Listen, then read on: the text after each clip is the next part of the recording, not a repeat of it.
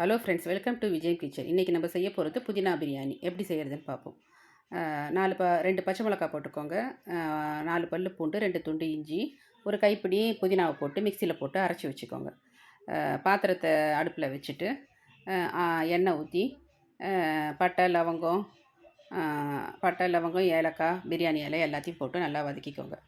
இது கூட வந்து ஒரு வெங்காயத்தை போட்டு நல்லா பாதி வேக்காடு வர வரைக்கும் வதக்கிக்கோங்க. வதக்கிட்டு அதுக்கப்புறமேட்டா நம்ம அரைச்சி வச்சுக்கிற சாந்தை அதில் ஊற்றுங்க. ஊற்றிட்டு நல்லா பச்சை வாசனை போகிற வரைக்கும் நல்லா கிண்டி விடுங்க. இது வந்து வெஜ்ஜு சாப்பிட்றவங்களுக்கு நல்ல சாப்பாடு, பிரியாணி மாதிரி நல்லாயிருக்கும்.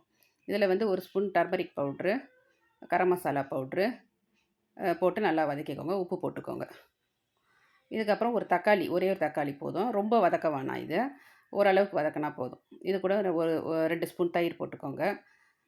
பச்சை பட்டாணி இருந்தாக்கா அது கொஞ்சம் போட்டுக்கோங்க. ஒரு 50 கிராமுக்கு போட்டுக்கிட்டு நல்லா வதக்குங்க.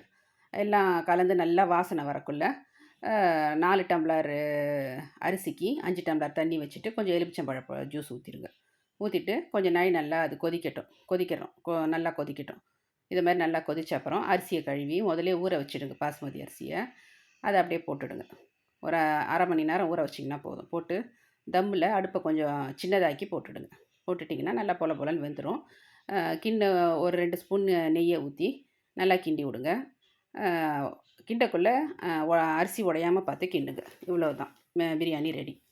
இது வந்து விரதக்காரங்களுக்கு, வெஜ்ஜு சாப்பிட்றவங்களுக்கு நல்லது. பொட்டேட்டோ ரோஸ்ட்டு கூட வச்சு சாப்பிடுங்க. சூப்பர்.